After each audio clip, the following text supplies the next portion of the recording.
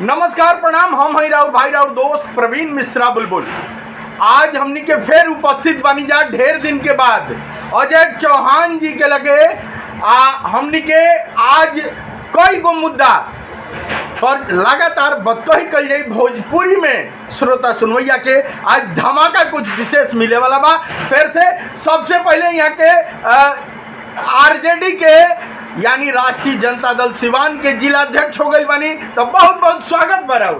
धन्यवाद ज्ञापित करें प्रवीण भैया जी के आ धन्यवाद ज्ञापित करें रौरा माध्यम से जे मालिक लोग देख पावता। तमाम मालिक लोग के प्रणाम बा, तमाम मालिक लोग के सलाम बा, दिल के गहराई से तमाम मालिक लोग के अभिनंदन बा। सबसे पहले हमने की शुरुआत कर जाए का बुझाता सिवान में अभी जो सरगर्मी तेज हो गई बा विधानसभा इलेक्शन के। हम जानल चाहे लोग के तमाम डिमांड बा कि आरजेडी ओसामा जी के टिकट देता, कहाँ से देता, कौनिया देता, ये पर थोड़ा सा दू शब्द में चर्चा। आरजेडी टिकट जौन परिवार के बात बतियाओ तनी बाबू ओसामा के, वो परिवार पूर्व के इतिहास रहल बा जब साहेब ही रहने आ वही साहेब के वंशज बाबू ओसामा हुआ। तो जब साहेब रहने तब टिकट के कोनो मामला ही ना रहे, उहे के टिकट बांटत रहे। वहाँ के लोग के मुख्य धारा से लेके आ जमीन के लोग के टिकट दे के विधान परिषद आ विधानसभा भेजे के काम करें। पूरा सिवान आ पूरा बिहार साहेब के चाहे वाला लोग के बहुत बड़ा तादाद बा। राष्ट्रीय जनता दल परिवार सिवान वहाँ के अभिनंदन करता आ कहता कि चाहे रघुनाथपुर होके या चाहे सिवान के कोनो विधानसभा होके, जहाँ से ओसामा बाबू के इच्छा करी राउर अभिनंदन राउर स्वागत बा।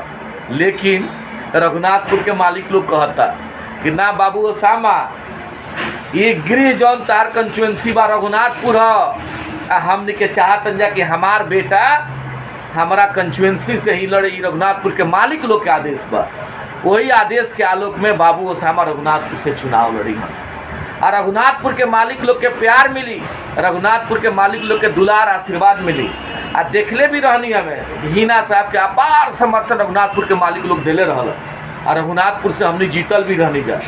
तो जौन मुहब्बत बा वो कंस्टिट्यूएंसी के मालिक लोग के, जौन प्यार बा वो कंस्टिट्यूएंसी के तमाम आम आवाम गरीब गुरबा दबल कुचलल वंचित शोषित पिछड़ा अति पिछड़ा आ मुख्य धारा के मालिक लोग के जौन प्यार ओसामा साहब से जुड़ल बा, वो प्यार आवे वाला समय में नया इतिहास लिखी आ बाबू ओसामा रघुनाथपुर के आवाज बन के विधानसभा जाए। ए बेरी जो एमपी के इलेक्शन भइल बा, वो एमपी के इलेक्शन में एगो चीज देखे के मिलल है कि तमाम लोग यहाँ तक कि विधानसभा रघुनाथपुर विधानसभा में यादव जी के जो टिकट मिलल हरिशंकर यादव जी के, वहाँ के पहले कहत रहनी कि अगर हिना साहब जी चुनाव लड़ें तो हम सीट छोड़ दें। अभी एगो चीज़ सामने आई है एमपी इलेक्शन में कि वहाँ के जब निर्दलीय चुनाव लड़नी हो तो आरजेडी के तरफ वहाँ के यादव जी हरिशंकर यादव जी दिखाई देनी है, रौरा फूल के साथ रहने का आखिर मुद्दा हो गई, का मामला हो गई।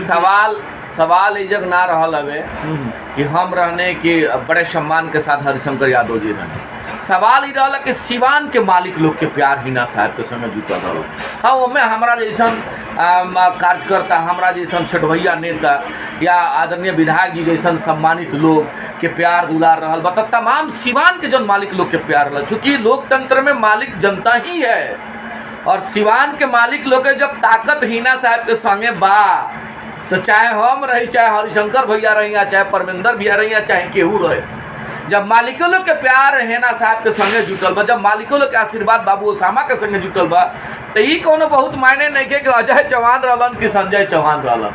फर्क ऐसे नहीं के पड़े के भाई जरूर बा कि हम आग्रह करें कि जौन दुलार जौन प्यार हिना साहब के संगे रौरा लोग जतौले रहने, उहे प्यार उहे दुलार ओकरा से बुलंद हौसला के साथ एगो नौजवान के रौरा बीच के बेटा बाबू ओसामा जब इजक से चुनाव जीत के जइहन तो मजबूती से रघुनाथपुर के संगे संगे सिवान के बाद वो विधानसभा के पटल पर जाकर रखियन, ये आग्रह कर ली नहीं बोलो। मैंने का कारण रहे कि हरिशंकर यादव जी जो काल तक कहत रहनी कि हिना साहब चुनाव लड़े तो हम अपन जगह छोड़ दें, अपन विधानसभा छोड़ दें, और वहाँ के एमपी के इलेक्शन में जैसे वहाँ के निर्दलीय खड़ा बनी और लगनी आरजेडी के प्रचार करें, वहाँ के साथे ना आए। समय बीत गई बा, अब काल के समय काल के चुनौती बा कि तेजस्वी यादव के विजन के लेके आवाम तक हमने के जान जाए।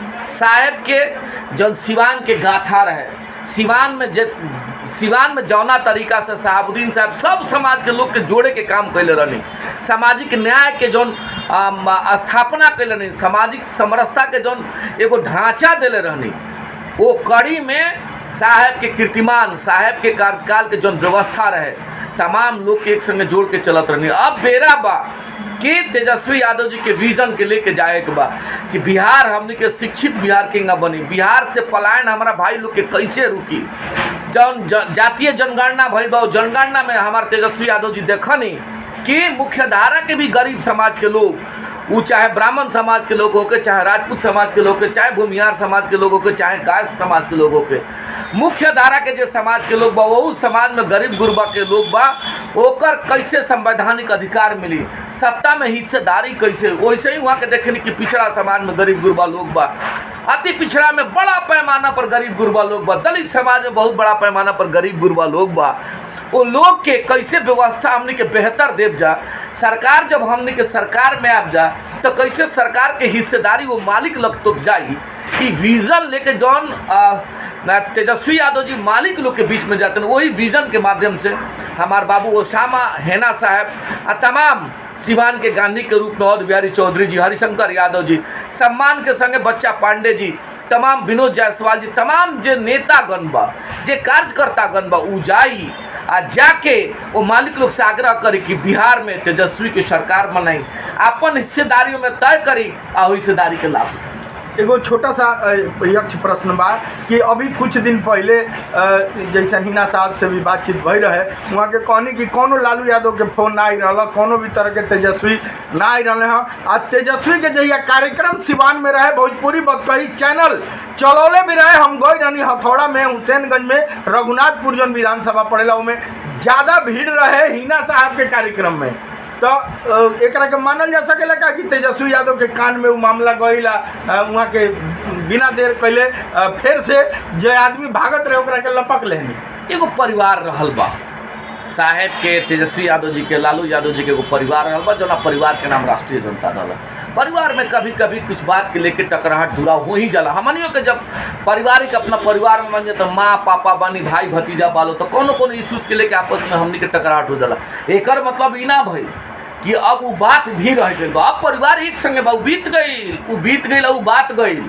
अब ये बड़ा बात वो परिवार संयुक्त बा और वो परिवार राष्ट्रीय जनता दल परिवार विजन के संगे सिवान के या बिहार के मालिक लोग के बीच में जाके आ नया बिहार बनावे के जन परिकल्पना बा तेजस्वी यादव जी के, वो आधार पर अब काम करे के बा। वो का भइल ना भइल वो बात के गइल। अब आवेला हमनी के 25 के जो सामने चुनौती बा, वो चुनौती मालिक लोग के बीच में लेके जाए जा आ नया इतिहास सिवान लिखी। इंतजार करी हर वक्त। ये धरती रहल बा बड़ा उर्वरक धरती है, ये धरती से बहुत बड़ा ताकत मिलल बा।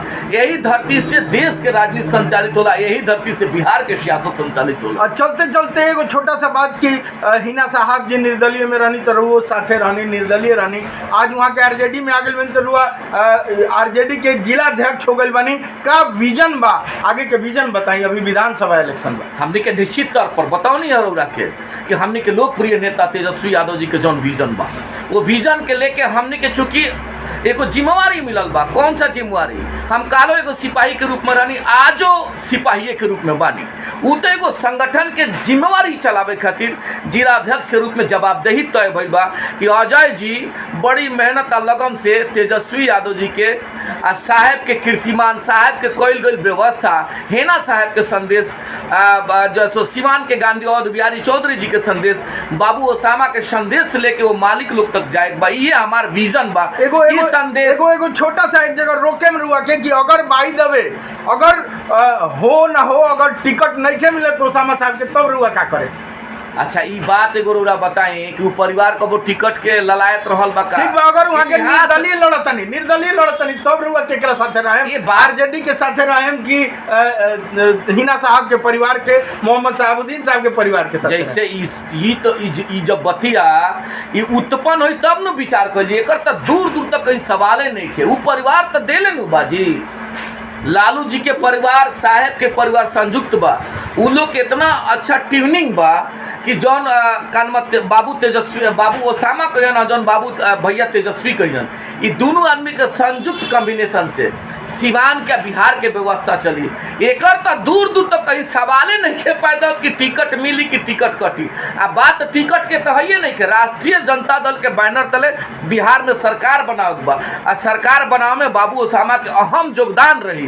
तो यही से दूर दूर तक एकरा पर कहीं चर्चे नहीं करके, चूंकि लोकतंत्र है आ रौरा लोग मीडिया के साथी बनी तो रौरा लोग के स्वतंत्रता बा हर बात कहे के आ हमने की जवाबदेही बनता कि रौरा बात के शालीनता से हमने के जवाब दे हमार जवाबदेही बनता।